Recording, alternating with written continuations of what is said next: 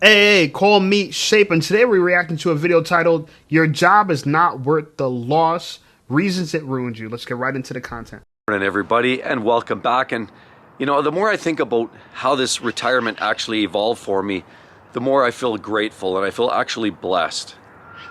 Because I'm looking here, I actually have a comment, and I want to express this because it's very important that we talk about how your job is not worth the loss.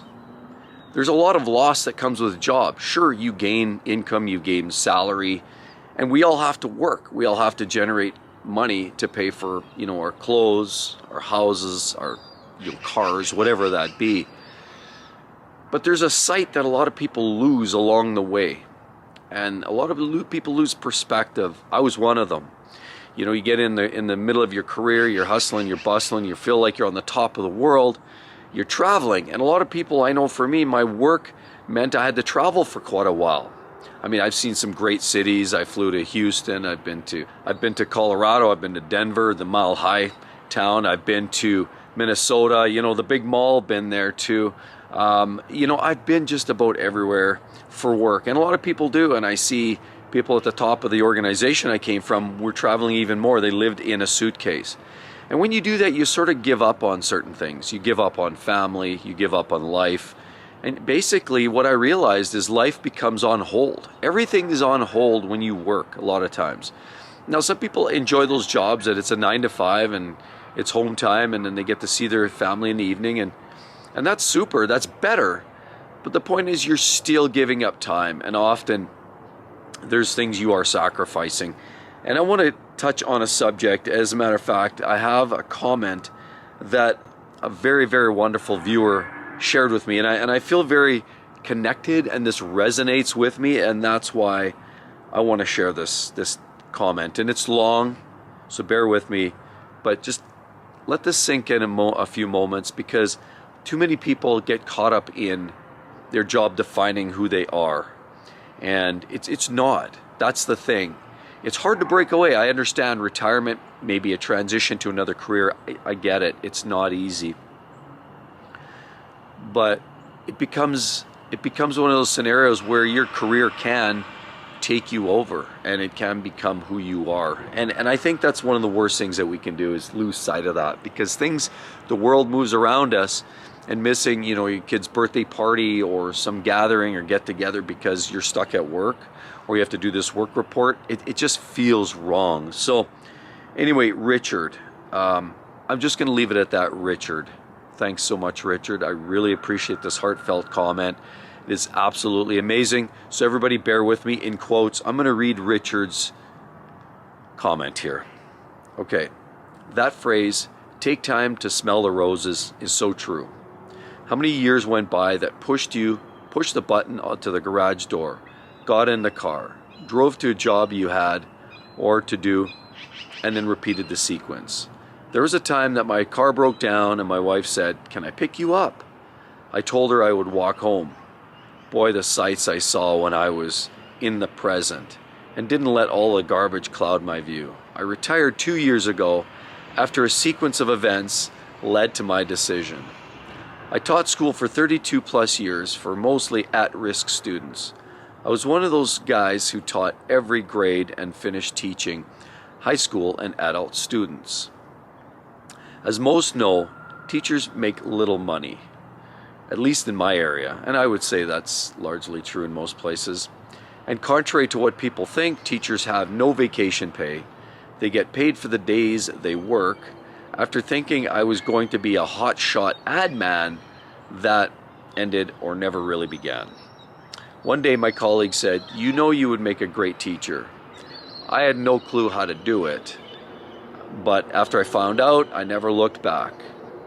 Fast forward, I worked coaching, tutoring, Saturdays, Friday, and Saturday nights. I'm gonna stop him right there. So, this guy sounds like he's talking about how you could essentially lose your life to work, right? We all got to make money. We all got to pay bills. But the type of work you do is going to determine your happiness in life, because you got to give up so much of your life for your work. And this is why they say that phrase, if you love what you do, you don't work a day in your life. and I don't feel like I'm working a day in my life, right? I'm a personal trainer. I love working out. I love going to the gym. I love training people. I love helping people. So for me, it's like, oh, I got to go to the gym? Cool. I got to, get paid to be on stage and train people and look like the superstar trainer. Cool with me. At a high-end gym, very cool. And then on my time off, I get to work on YouTube videos and listen to great stories like this and react to them. Extremely cool. So I could work 7 days a week and I don't even feel like I work. And I have a guy that I work with. He's a personal trainer too, but he's also a millionaire outside of that job. And he became a millionaire after he was already working there as a personal trainer, and he kept his job because he loves coming to the gym that much. So get a job, but if you're going to work a job that you're going to love so much where you could do it for free.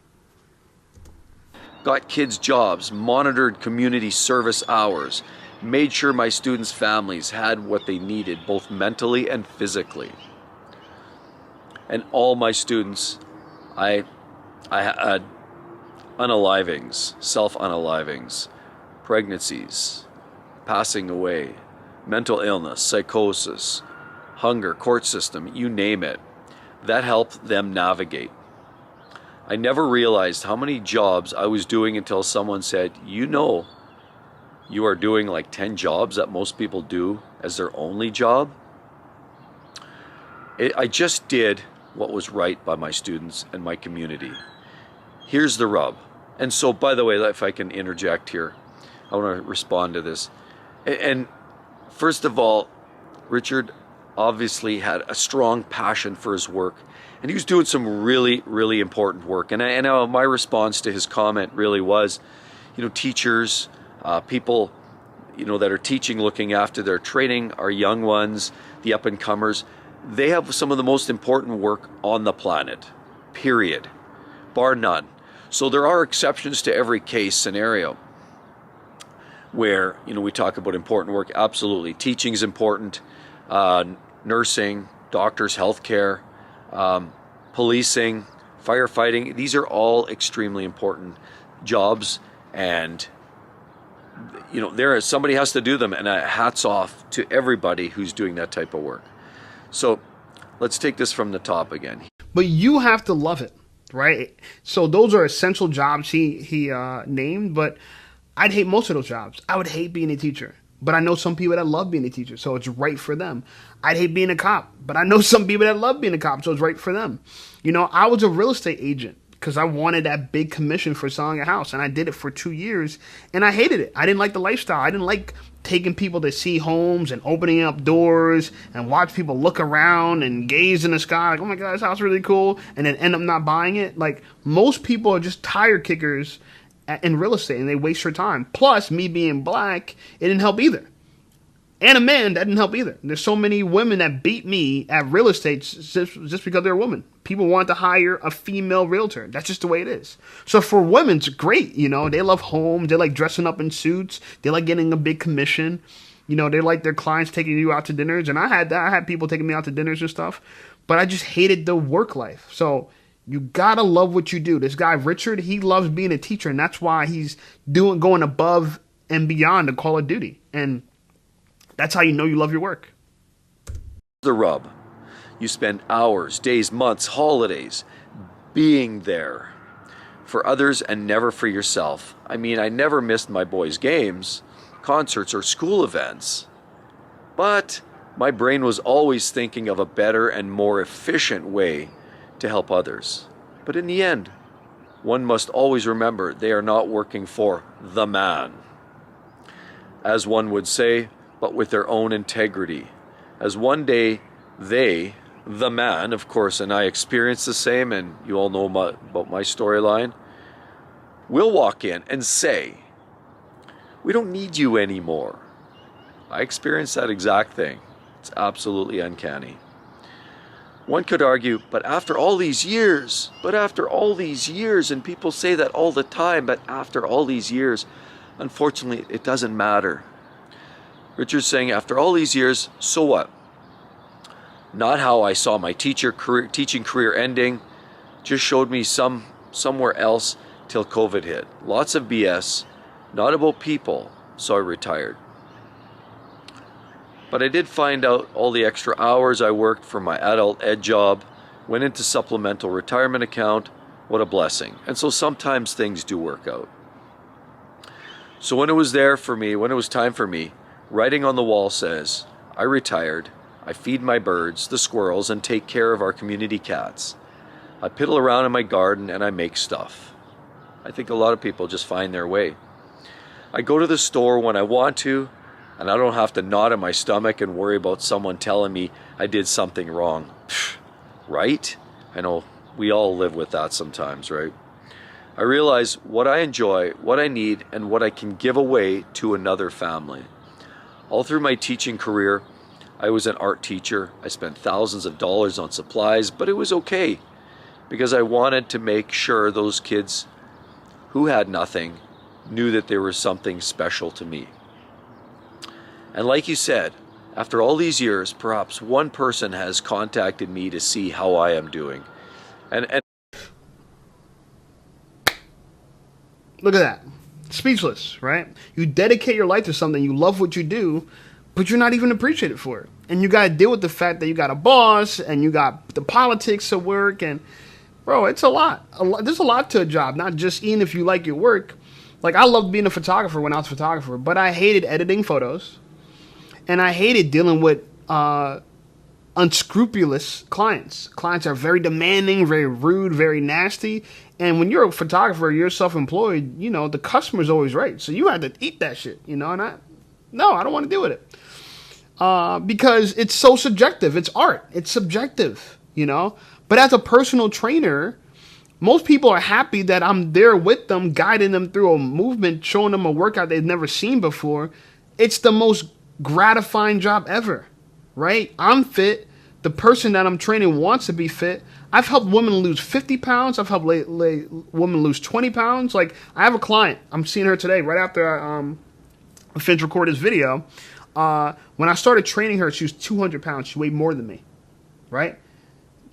Now she weighs less than me. She weighs 150 pounds. I helped her lose 50 pounds. And I know it was me because I put her on my weight loss program that she wasn't on originally because she was doing Weight Watchers and stuff, and I was just her personal trainer. And when she told me she was struggling with it for about a year, I was training her for a year. She was struggling with weight. Her weight wasn't budging. She came to me and I said, you know what? I'm going to put you on my weight loss program. Within 4 months, she lost 50 pounds. Yeah. Her family and her are extremely happy with me. And when Christmas comes, they shower me with gifts. Okay, I helped another client lose 20 pounds. She's already light, already in great shape, 148 pounds. Put her on my program. She's down to 128. She lost 20 pounds. And she was already attractive, but she's a little on the thicker side. She wanted to slim it out, be a little bit more toned. Helped her become more toned. And she's grateful. Every time she sees me, she's happy. She's excited. So you got to understand that your job, you got to like your job. And the company you work for, you got to like your boss. I work at a high-end gym.